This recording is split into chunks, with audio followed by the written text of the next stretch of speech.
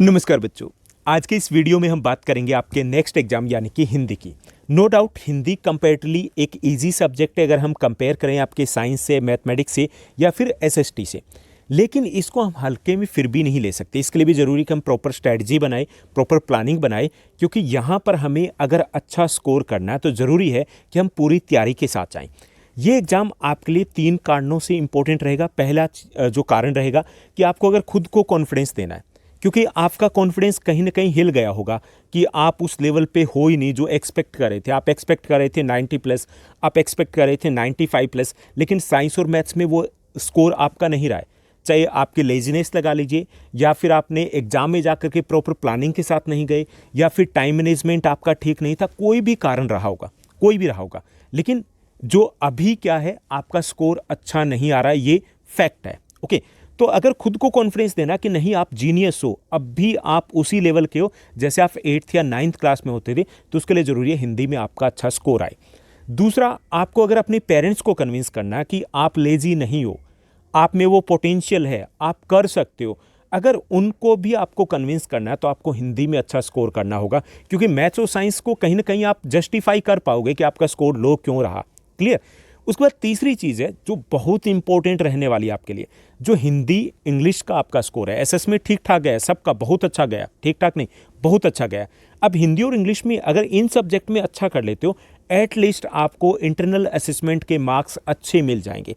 अगर यहाँ पर भी आपका स्कोर नीचे चला जाता है तो आपके जो इंटरनल असेसमेंट का स्कोर मिलेगा वो इसी स्कोर कार्ड को देख करके मिलने वाला है। ध्यान रखिए, क्योंकि टीचर्स माइंड में रखते हैं कि अच्छा ये मार्क्स हैं, इसका मतलब ये बच्चा अच्छे लेवल का नहीं है, हम इसको लो कैटेगरी में रखते हैं, इसको हम 14-15 मार्क्स दे देते हैं, तो आपको 4-5% का पर सब्जेक्ट लॉस हो सकता है। तो उस लॉस से अगर बचना है, अभी से अगर हमें सेकंड टर्म की तैयारी करनी है, वो टर्म 2 की तैयारी है, वो यहाँ से हो रही है, आपकी हिंदी से हो रही है, आपकी इंग्लिश से हो रही है। ठीक, तो इसलिए हमें इसको सीरियसली लेना है, अच्छे से लेना है। अब यहाँ पर एक और चीज़ बता दूं कि इस वक्त अगर इस टाइम की बात करें तो जो स्टूडेंट्स है 10th क्लास के, वो 3 लेवल पर है। पहले जो ग्रुप में है, पहले ग्रुप में वो स्टूडेंट्स है जो रिलैक्स फील करें। हिंदी से पहले आपका साइंस का है, मैथमेटिक्स का है, एसएसटी के एग्जाम और हो चुके हैं, तो रिलैक्स फील करना बनता है। चिल कीजिए, मस्त होकर के, टेंशन फ्री होकर के तैयारी कीजिए। तो ये पहले वाला ग्रुप है जो चिल होकर के तैयारी कर रहा है। दूसरे वाला जो ग्रुप है जो लेजी है, लेकिन खुद को लेजी नहीं कहला रहा। लेजी है मतलब भाई मैथ्स में एक दिन की छुट्टी थी, एक दिन का ब्रेक था, हमने तैयारी कर ली ना, हिंदी तो है कर लेंगे, अभी तक उन्होंने बुक ठीक से उठाई नहीं है, वो लेजी वाले, वो यहाँ पर भी मार खाने वाले हैं कहीं ना कहीं।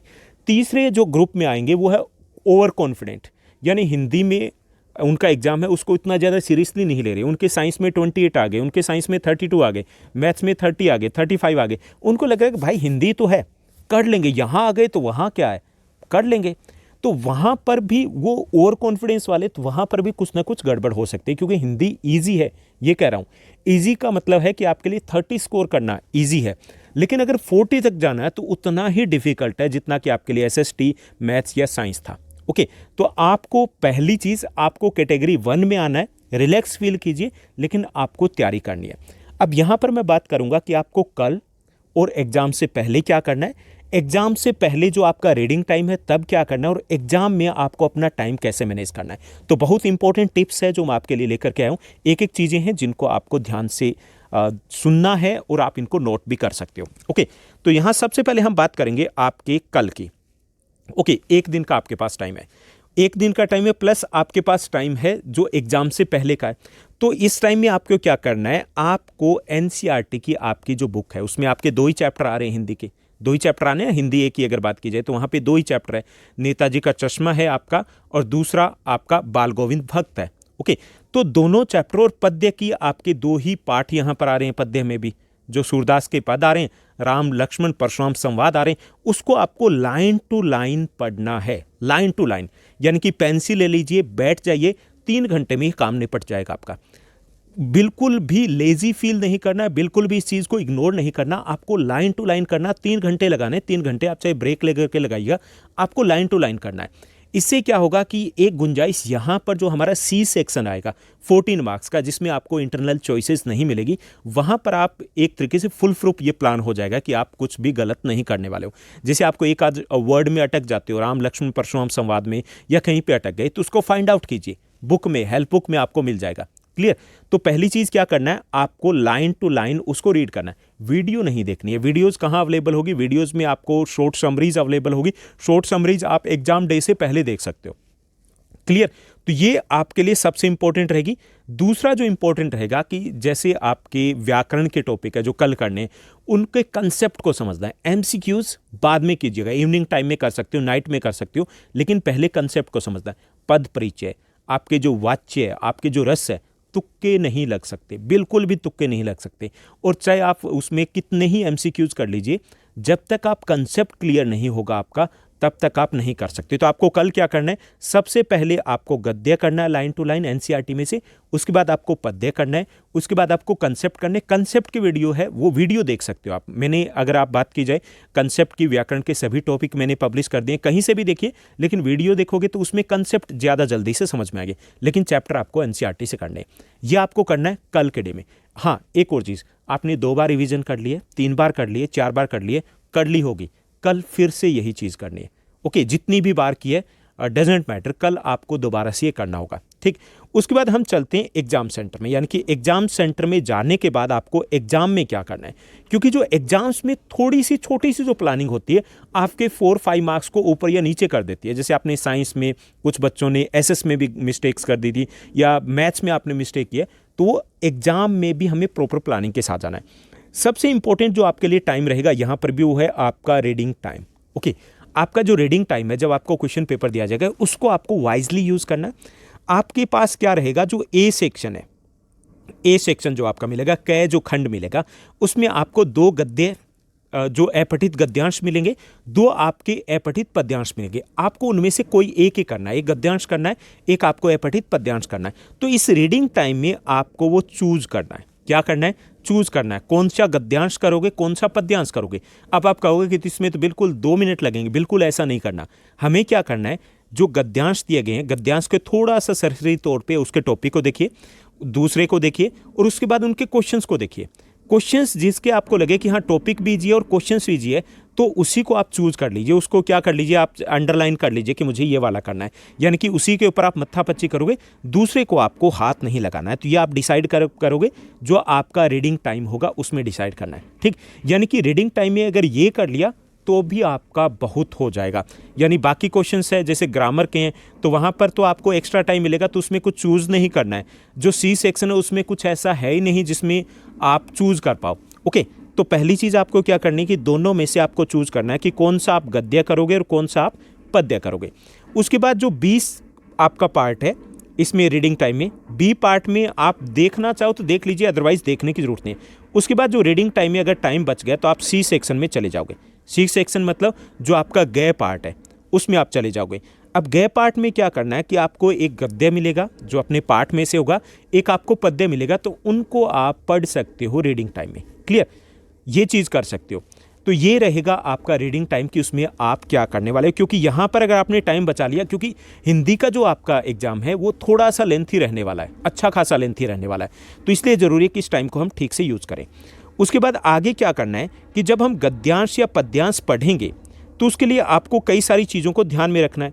पहली चीज़ ये कि जब हम पढ़ेंगे तो हमें अंडरलाइन करना है गद्यांश को या पद्यांश को। क्या करना है, जैसे हम रीड करें तो आप इंपॉर्टेंट अगर आपको लगता है, जैसे आइडिया लगेगा, मैंने सिंपल क्वेश्चन पेपर में आपको बताया था कि आइडिया लग जाता है, यहाँ से क्वेश्चन बन सकता है, तो उसको अंडरलाइन करते रहिए। क्योंकि जब आप आंसर को फाइंड आउट करोगे तो आपके लिए वो फाइंड आउट करना ईजी हो जाता है कि यहाँ से रिलेटेड क्वेश्चंस को पूछा गया। ओके, तो ये आपको करना है, क्योंकि अगर आपने अंडरलाइन नहीं किया गद्यांश या पद्यांश को, फिर क्या होगा, आपका टाइम बढ़ जाएगा। 2 या 4 मिनट आपका गद्यांश में ज़्यादा लगेगा, 2 या 4 मिनट आपका पद्यांश में ज़्यादा लगेगा, और वही तो टाइम मैनेज करना है हमें, वो 2 या 4 मिनट हमें यहाँ पर बचाने हैं। ठीक, तो ये आपको करना है। जब पढ़ोगे, रीड करोगे तो अंडरलाइन करते हुए आगे बढ़ना है। उसके बाद एक और चीज़ कि हम बी ऑप्शन में चलेंगे। बी ऑप्शन में जब हम जाएंगे ख खंड में, तो वहाँ पर व्याकरण है।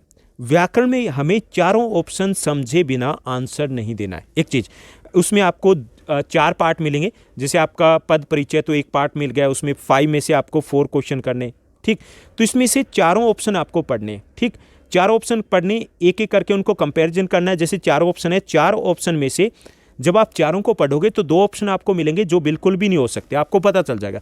अब लास्ट 2 ऑप्शन है, वहाँ पे थोड़ा सा आपको ब्रेनस्टॉर्मिंग करना है, थोड़ा सा थिंक ओवर करना है कि क्या हो सकता है। ठीक, बिना पढ़े ओवर कॉन्फिडेंस में आकर के आंसर नहीं देना, उसके बाद पता चले अच्छा भाई मैंने दूसरा तो देखा ही नहीं था, तीसरा तो मैंने देखा ही नहीं था। क्योंकि यहाँ पे जैसे पद परिचय की बात करें तो उसमें ऑप्शन क्या मिलेंगे, आपको ऑप्शन सारे सेम जैसे ही लगेंगे, थोड़ा सा डिफरेंस मिलेगा। ऐसे ही आपके जो वाच्य दिए गए हैं, आपके जो वाक्य दिए गए हैं, तो वहाँ पर भी आपके ऑप्शन तो सेम ही रहेंगे, सेम ही रहेंगे ना, तीन जो पार्ट दिए गए तो वो सेम ही रहने। तो वहाँ पे थोड़ा सा दिमाग अपना यूज़ करना है, थोड़ा सा ठहरना है, थोड़ा सा रुकना है, जल्दबाजी नहीं करनी है। तो ये हमें ध्यान देना है जब हम सी पार्ट करेंगे, ओके। क्योंकि यहाँ पे जल्दबाजी में आप गड़बड़ कर सकते हो, अगर थोड़ा सा ध्यान दे दिया तो ग्रामर आपके लिए इतनी ज़्यादा डिफ़िकल्ट नहीं रहने वाली है। उसके बाद हमें क्या करना है कि जब OMR शीट है, जैसे कि हर एग्जाम में मैं बोलता रहा हूँ कि आपके स्ट्रेटजी में कि OMR शीट को आपको साथ ही साथ फिल करना है, ओके। साथ ही साथ जैसे आपने फर्स्ट क्वेश्चन कर लिया OMR शीट में, आप उसको फिल कर दीजिए, आपने सेकंड किया उसको आप फिल कर दीजिए। इससे ये होगा कि थोड़ा सा आप रिलैक्स फील करते हो, क्लियर। जैसे हर बार एग्जाम में यही होता है कि आप साथ साथ अगर आंसर देते हो, जैसे फर्स्ट क्वेश्चन सेकंड क्वेश्चन, हम बाकी एग्जाम में यही बताते रहे हैं, तो ऐसे यहाँ पर भी अगर आप साथ साथ करोगे तो एक तो कॉन्फिडेंट रहोगे, दूसरे एक ही होच पोच नहीं होगा। अदरवाइज ये होता कि मन में हम दौड़े जा रहे हैं कि अच्छा भाई अभी तो मैंने एक भी आंसर नहीं दिया है, दौड़े जा रहे हैं, दौड़ने के चक्कर में हमने गड़बड़ कर दी और लास्ट में पता चला कि अच्छा 20 मिनट्स बच भी गए, क्या फ़ायदा हुआ, गड़बड़ कर दी ना हमने। तो हम साथ साथ अगर करेंगे तो रिलैक्स फील करेंगे, कॉन्फिडेंस बना रहेगा और हम लास्ट पार्ट में ईजिली हम थोड़ा सा रिलैक्स होकर के टाइम दे पाएंगे। तो ये हमें साथ ही साथ करना है, छोड़ना नहीं है। जैसे काफ़ी सारे टीचर्स बताते हैं, काफ़ी सारे स्टूडेंट्स करते हैं कि पहले हम आंसर देते हैं, उसके बाद एक साथ हम इनको सर्कल्स को डार्क करते हैं, वो हमें नहीं करना है। उसके बाद आपका टाइम मैनेजमेंट आ जाता है कि टाइम मैनेजमेंट कहाँ पर कितना टाइम देना है। आपको हिंदी की अगर बात की जाए तो ए जो सेक्शन रहेगा उसमें 20 क्वेश्चन रहेंगे, आपको 10 देने, यानी कि आपको 2 गद्य रहेंगे 5 + 5 मार्क्स के, 2 पद्य रहेंगे 5 + 5 मार्क्स के, एक गद्यांश करना है अपठित, एक आपको अपठित पद्यांश करना है। तो इसमें आप 25 मिनट्स ले सकते हो, क्योंकि आपको ये मान के चलो कि 5 + 5 10 मिनट्स तो रीडिंग में कम से कम लगेंगे, ओके।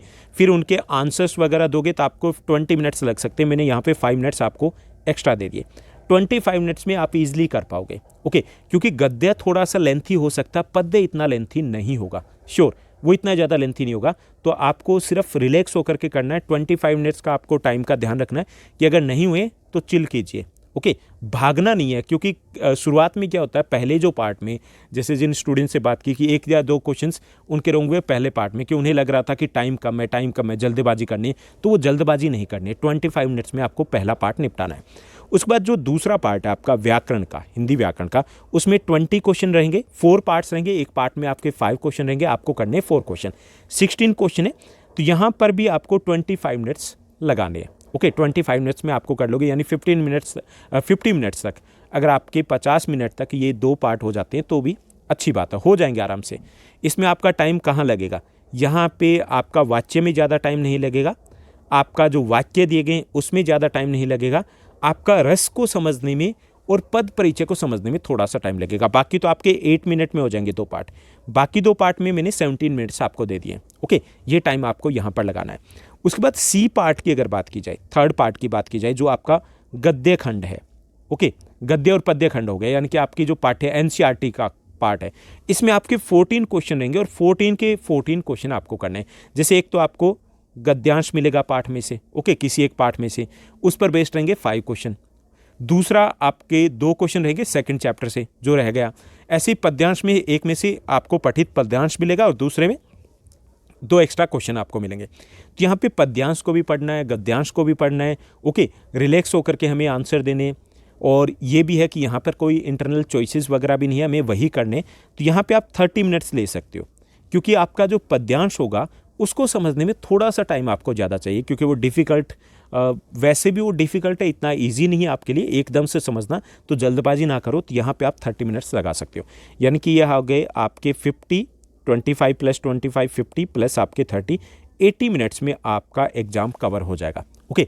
यानी इतना लेंथी नहीं है, लेकिन दौड़ना भी नहीं है हमें। इसी के अकॉर्डिंग आप माइंड सेट करके जाओगे तो भागम भाग नहीं रहेगी आपके माइंड में। उसके बाद बात की जाए मोस्ट इंपॉर्टेंट टॉपिक्स की, जिनको आपको ज़्यादा अच्छे से फोकस करना है। जैसे यहाँ पर वैसे आपके 3 सेक्शन है, तीनों सेक्शन की बता दी जाए तो ए सेक्शन में आपके अपठित गद्यांश या पद्यांश आएंगे, उसमें डिफ़िकल्ट कुछ नहीं आने वाला। उसमें गलती तब हो सकती है जब आप जल्दबाजी करोगे, वरना गलती नहीं हो सकती, मिस्टेक्स नहीं कर सकते, ओके। ए पार्ट गया।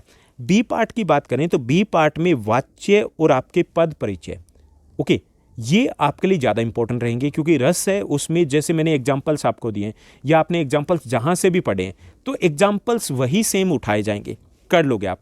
वाच्य में आप जल्दबाजी में गलती कर सकते हो, तो वाच्य की पहचान ठीक से करनी है, पद परिचय को ठीक से पढ़ के जाना, तो ये आपके लिए मोस्ट इंपॉर्टेंट रहेंगे।